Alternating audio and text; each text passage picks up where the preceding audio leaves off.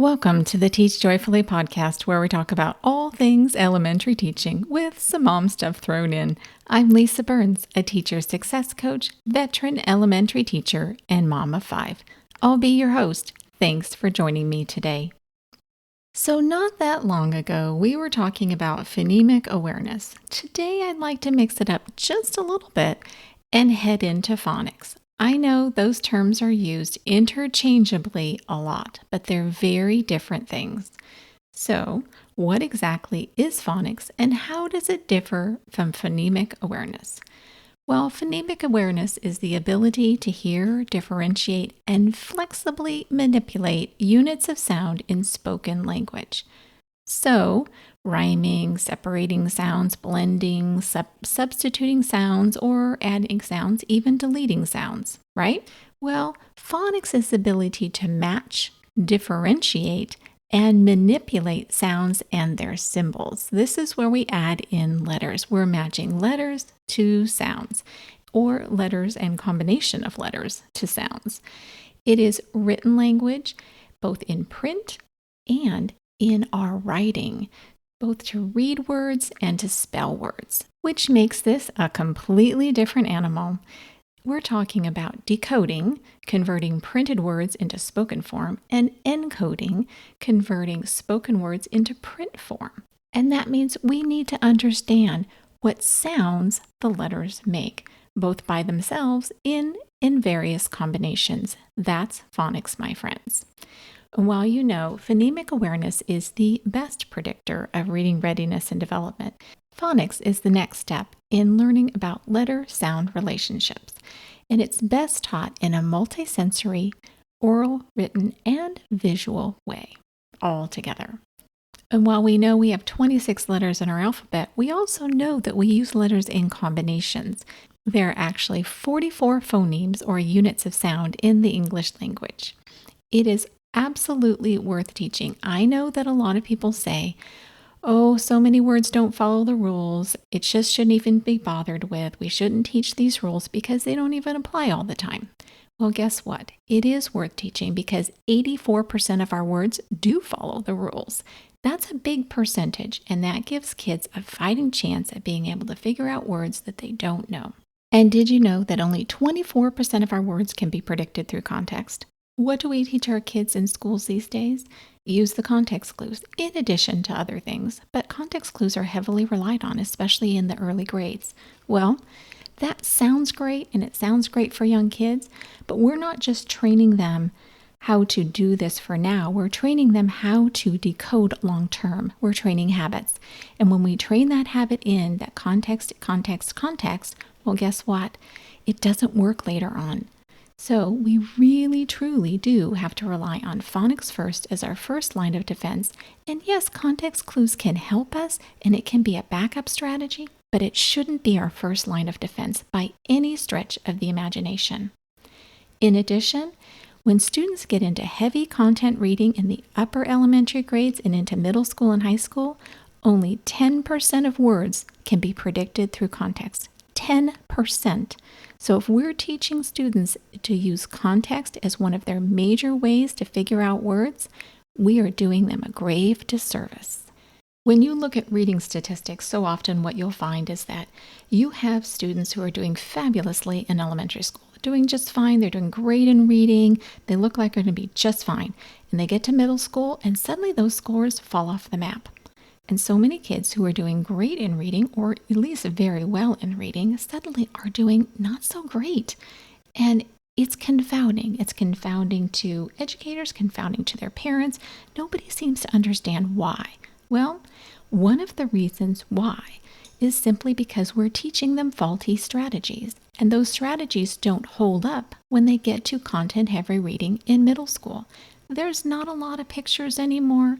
There's not a lot of other support anymore. They have to know their phonics. If they don't have solid phonics skills, they're going to fall off the map in reading when they get older because this is their main line of defense. Between that and vocabulary knowledge and exposure to as much print as possible in the early years, those are the things that will set these students up for success long term. It doesn't mean that we can't teach them any other strategies. It just means that they need to know they have to rely on phonics first. They absolutely do. And if they can't, and they don't understand that, and they don't have good phonics skills, we're in real trouble because our students will continue to struggle to read in the upper elementary, middle school, and high school years. As far back as 1995, there are studies that show that a lack of awareness of phonology is the core deficient for reading disabilities.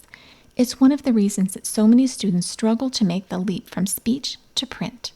First, we have to lay the foundation with those phonemic awareness skills, and you can go back to the prior episode. I'll link it in the show notes so you can listen to that if you didn't listen to that one. Kids with strong phonemic awareness skills can apply their phonics skills much better and turn new words that they decode into sight words as they decode them. They decode them once or even twice, and then they know them, as opposed to the student who has to decode the same word over and over again in the same text. These are kids who are lacking in these skills, and it is not doing them any favors, because when you have to re-decode the same word over and over and over again, boy, does that slow you down. Our students with strong phonemic awareness and phonics skills can recognize units, patterns, sounds. They have hooks in the brain and they can categorize things, and that helps them remember them long term. I'm sure you already teach phonics, but as a primary teacher or a teacher at any level that has English language learners in their classroom, there are things that you must do. So here's 5 tips for supporting students with their phonetic learning. First, they must have good letter sound recognition. They have to pair the letters and sounds, both capitals and lowercase. And we need to say those sounds with crisp sounds. That means we don't say duh for D, we say d.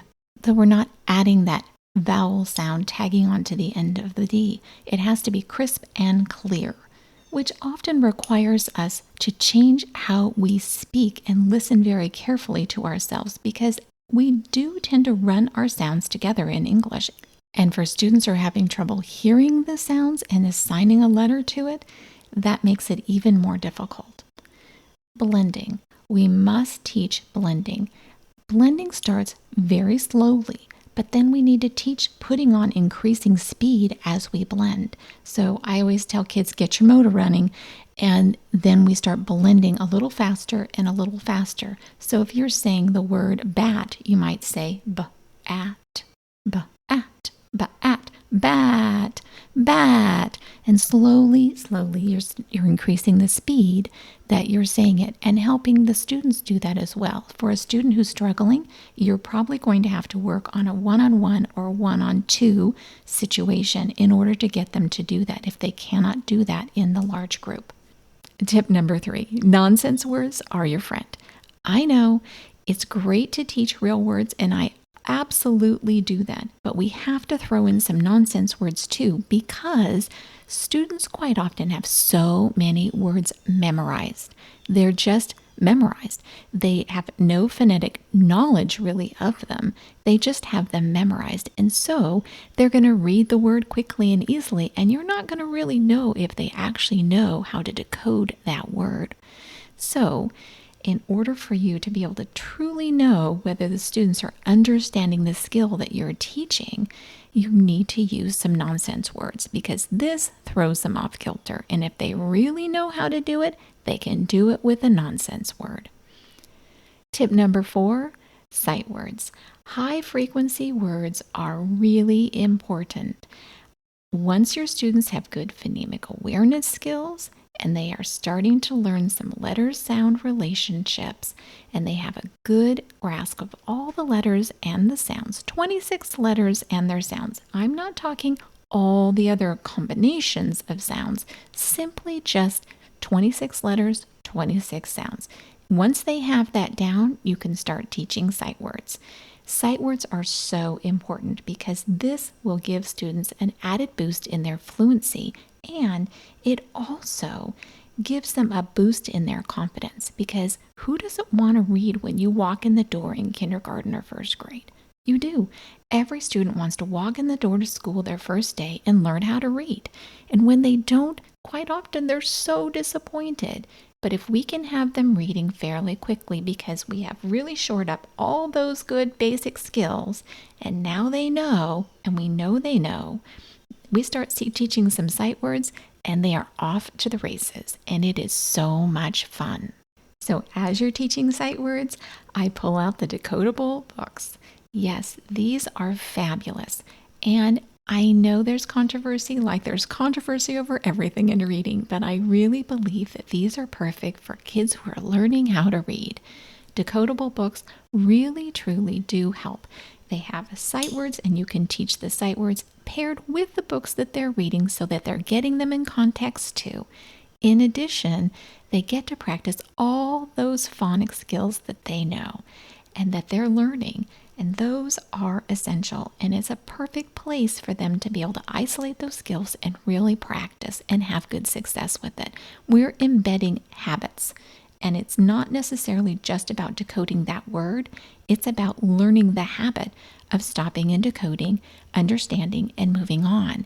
That's really what we're teaching. We're teaching a long-term skill that will become a habit that they will have for the rest of their life. And tip number 5, reading aloud to your students every single day.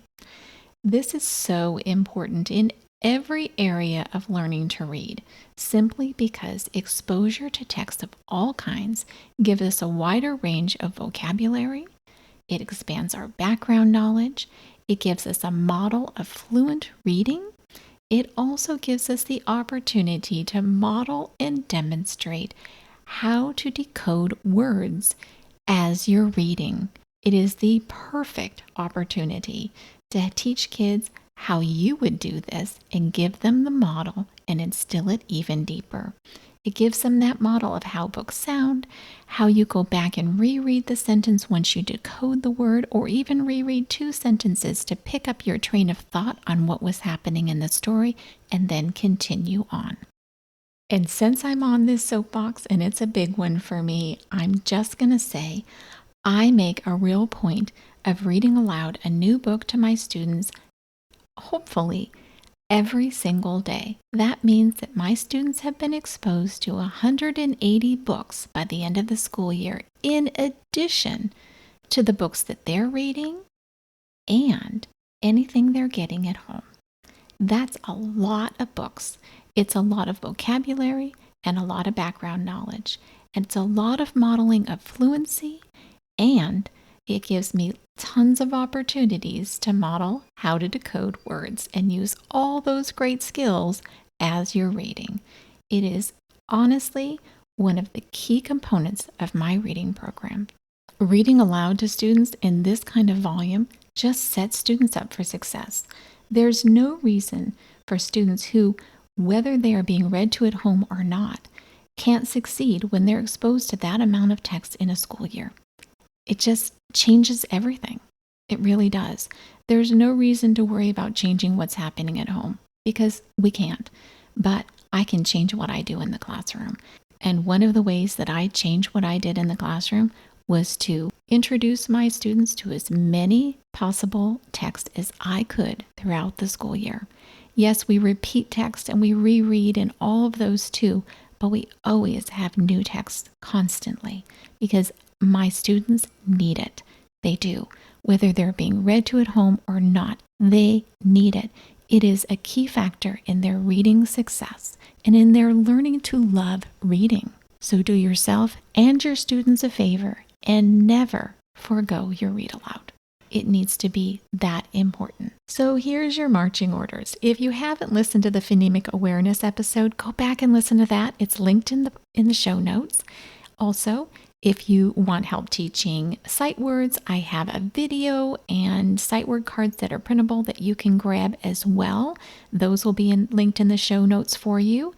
And I'm sure there's a Phonemic Awareness skill sheet for you, and I'll think of a few other things. We'll try and get them all linked. Anything I can think of that will help you along this journey, I'll stick it in the show notes as well. I also, in addition, have a cheat sheet for helping parents with growing readers at home. I'll put that in the episode.